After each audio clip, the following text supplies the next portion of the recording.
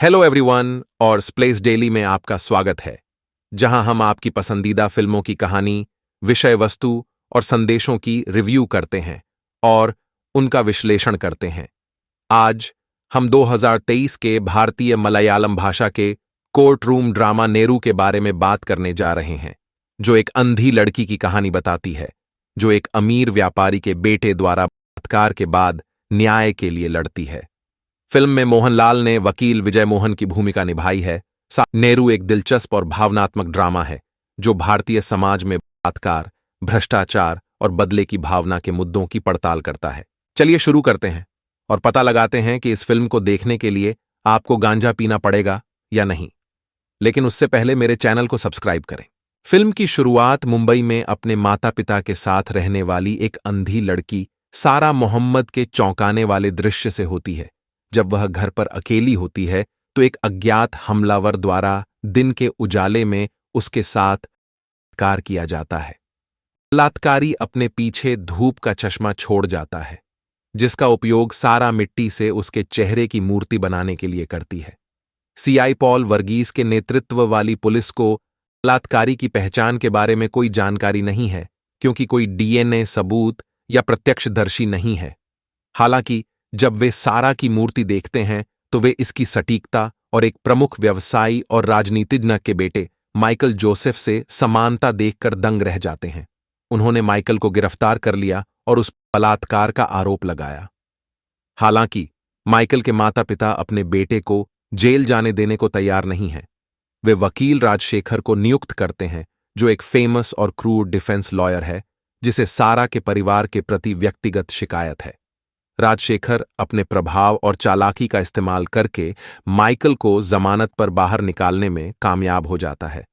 वह मामला छोड़ने के लिए सारा के परिवार को रिश्वत देने की भी कोशिश करता है, लेकिन वे इनकार कर देते हैं। वे अपनी बेटी को न्याय दिलाने के लिए दृढ़ हैं, जो इस घटना से सदमे में है और उदास है। सीआई पॉल वर्गीस, जो सारा की दुर्दशा के प्रति सहानुभूति रखते हैं, सुझाव देते हैं कि वे मामले से लड़ने के लिए एक विशेष सरकारी अभियोजक को नियुक्त करें। वह एक प्रतिभाशाली और ईमानदार वकील विजय मोहन की सिफारिश करते हैं, जो राजशेखर के कनिष्ठ और शिष्य हुआ करते थे। हालांकि विजय मोहन अब एक प्रैक्टिसिंग वकील नहीं है, क्योंकि राजशेखर के विश्वासघात के कारण उन्हें 5 साल के लिए बर्खास्त कर दिया गया था। राजशेखर को विजय मोहन की प्रतिभा और उसकी बेटी के साथ रिश्ते से ईर्ष्या हुई और उसने उसे धोखाधड़ी के मामले में फंसा दिया। विजय मोहन ने अपना करियर, अपनी प्रतिष्ठा और अपना प्यार खो दिया। वह अब एकांत और कटु जीवन जी रहे हैं। विजय मोहन ने शुरू में केस लेने से इनकार कर दिया, क्योंकि वह दोबारा राजशेखर का सामना नहीं करना चाहता था। हालांकि जब वह सारा से मिलता है और उसकी हिम्मत और मासूमियत देखता है, तो वह अपना मन बदल लेता है। वह उसके लिए लड़ने और खुद को रिडीम करने का फैसला करता है। वह राजशेखर की बेटी के साथ अपने रोमांस को फिर से जगाता है, जो अब भी उससे प्यार करती है और उसका समर्थन करती है। मुकदमा शुरू होता है और यह 2 वकीलों के बीच बुद्धि और इच्छा शक्ति की लड़ाई है। सारा और उसके परिवार को बदनाम करने के लिए राजशेखर किताब में हर गंदी चाल का इस्तेमाल करता है। वह उनके चरित्र, उनके उद्देश्यों और उनकी विश्वसनीयता पर सवाल उठाते हैं। उसने सारा के पिता मोहम्मद पर असली बलात्कारी होने और माइकल को उसके माता पिता से पैसे वसूलने के लिए फंसाने का आरोप लगाया। उनका यह भी दावा है कि सारा की मूर्ति उसकी अपनी नहीं, बल्कि उसके पिता की है, जो एक कुशल मूर्तिकार हैं। वह गवाहों को पेश करता है, जो गवाही देते हैं कि अपराध के समय माइकल उनके साथ था और अपनी उपस्थिति साबित करने के लिए निगरानी फुटेज और सेल टॉवर रिकॉर्ड दिखाता है। दूसरी ओर विजय मोहन राजशेखर के झूठ और चालाकी को एक्सपोज करने की कोशिश करता है। वह गवाहों से जिरह करता है और उनके बयानों में विसंगतियां और विरोधाभास पाता है। उसे यह भी पता चला कि निगरानी फुटेज राजशेखर द्वारा संपादित किया गया था और माइकल ने झूठी बहाना बनाने के लिए अपना फोन कंपनी ड्राइवर की कार में छोड़ दिया था। वह सबूतों के साथ राजशेखर का सामना करता है और उसे अंतिम मुकाबले के लिए चुनौती देता है। फिल्म का चरमोत्कर्ष एक तनावपूर्ण और नाटकीय दृश्य है, जहां विजय मोहन ने न्यायाधीश से सारा को अपने कौशल और प्रामाणिकता को साबित करने के लिए एक यादृच्छिक व्यक्ति पर आधारित अदालत कक्ष में एक और मूर्ति बनाने की अनुमति देने के लिए कहा। न्यायाधीश सहमत होता है और राजशेखर को विषय के रूप में चुनता है। राजशेखर हैरान और घबराया हुआ है क्योंकि वह जानता है कि सारा उसकी आवाज और उसके धूप के चश्मे को पहचान लेगी, जो उसने बलात्कार के बाद माइकल से चुराया था।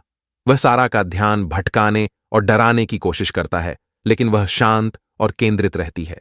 वह राजशेखर के चेहरे की एक आदर्श प्रतिकृति बनाती है जो अदालत में सभी को चौंका देती है। राजशेखर को एहसास होता है कि वह हार गया है और अपराध में अपनी संलिप्तता कबूल करता है।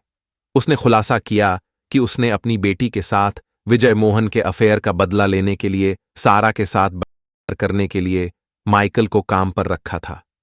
वह यह भी स्वीकार करता है कि उसने विजय मोहन को धोखाधड़ी के मामले में फंसाया और उसका जीवन बर्बाद कर दिया। न्यायाधीश राजशेखर के कबूलनामे से नाराज हो जाता है और उसे और माइकल को आजीवन कारावास की सजा सुनाता है। विजय मोहन ने केस जीत लिया और अपना सम्मान और प्रतिष्ठा बहाल कर ली। सारा अपना चेहरा या अपनी पहचान छिपाने से इनकार करते हुए अपना सिर ऊंचा करके अदालत से बाहर निकलती है। उसे मीडिया और जनता का सम्मान और प्रशंसा मिलती है, जो उसकी बहादुरी और लचीलेपन की सराहना करते हैं। अब जब हमने फिल्म की कहानी समझा दी है, तो आइए समीक्षा की ओर बढ़ते हैं। नेरू एक सशक्त और प्रेरणादायक फिल्म है जो एक अंधी लड़की की ताकत और भावना को दर्शाती है, जो बलात्कार और अन्याय की भयावहता पर विजय प्राप्त करती है। यह फिल्म कानूनी व्यवस्था और समाज के भ्रष्टाचार और पाखंड और बलात्कार पीड़िताओं और उनके परिवारों के सामने आने वाली चुनौतियों को भी उजागर करती है। यह फिल्म वास्तविक जीवन में बलात्कार के पीड़ितों को एक श्रद्धांजलि है, जो अपने अधिकारों और सम्मान के लिए लड़ते हैं। फिल्म में मुख्य अभिनेताओं, विशेष रूप से मोहनलाल द्वारा कुछ शानदार प्रदर्शन भी शामिल हैं, जो विजय मोहन को शालीनता और दृढ़ विश्वास के साथ चित्रित करते हैं। वह एक सूक्ष्म और सम्मोहक प्रदर्शन प्रस्तुत करता है, जिसमें उसके चरित्र का एक टूटे हुए और कड़वे आदमी से एक दृढ़ और धर्मी वकील में परिवर्तन दिखाया गया है। प्रियामणि के साथ भी उनकी अच्छी केमिस्ट्री है, जो राजशेखर की बेटी और उनकी प्रेमिका का किरदार निभा रही है। वह अपनी भूमिका में भी प्रभावशाली हैं और अपने किरदार की निष्ठा और साहस को दर्शाती हैं। सारा का किरदार निभाने वाली अनस्वरा राजन भी अपनी पहली भूमिका में उल्लेखनीय है। वह सारा को संवेदनशीलता और यथार्थवाद के साथ चित्रित करती है, जिससे दर्शक उसकी दुर्दशा के प्रति सहानुभूति रखते हैं और उसकी जीत की कामना करते हैं। सिद्दीकी, शंकर इंदुचूदन, जगदीश और केबी गणेश कुमार सहित सहायक कलाकार भी अपनी अपनी भूमिकाओं में सराहनीय काम करते हैं। फिल्म में एक मनोरंजक स्टोरी भी है, जिसे निर्देशक और शांति माया देवी ने मिलकर लिखा है, जो फिल्म में सारा की मां की भूमिका भी निभाती है। स्टोरी अच्छी तरह से संरचित और अच्छी गति वाली है, जो दर्शकों को कहानी से जोड़े रखती है और उसमें निवेश करती है। कुछ यादगार पंक्तियों और आदान प्रदान के साथ संवाद तीखे और मजाकिया हैं। स्टोरी कुछ प्रासंगिक और महत्वपूर्ण विषयों की भी पड़ताल करती है, जैसे सत्य, न्याय, बदला, भ्रष्टाचार और नैतिकता। फिल्म कुछ प्रासंगिक सवाल भी उठाती है, जैसे न्याय के लिए कोई कितनी दूर तक जा सकता है और सत्य का सही अर्थ क्या है। फिल्म में एक भूतिया साउंड ट्रैक भी है, जिसे अनिल जॉनसन ने संगीतबद्ध किया है।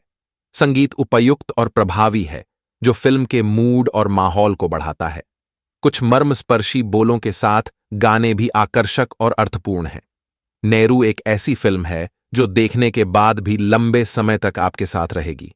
यह एक ऐसी फिल्म है जो आपको सोचने, महसूस करने और तालियां बजाने पर मजबूर कर देगी। यह एक ऐसी फिल्म है जो आपको सिनेमा की ताकत और सच्चाई की ताकत की सराहना करने पर मजबूर कर देगी। यह एक ऐसी फिल्म है जो 10 में से 8.5 रेटिंग की हकदार है। इस फिल्म को देखने के लिए आपको गांजा पीने की जरूरत नहीं है। आज के वीडियो के लिए बस इतना ही। यदि आपको यह वीडियो पसंद आया तो कृपया इसे लाइक करें और अधिक फिल्म विश्लेषण और समीक्षाओं के लिए हमारे चैनल को सब्सक्राइब करें। हमें नीचे कमेंट्स में बताएं कि आप नेरू के बारे में क्या सोचते हैं और आप हमसे किन अन्य फिल्मों के बारे में स्पष्टीकरण चाहते हैं। देखने के लिए धन्यवाद। अगली बार मिलेंगे।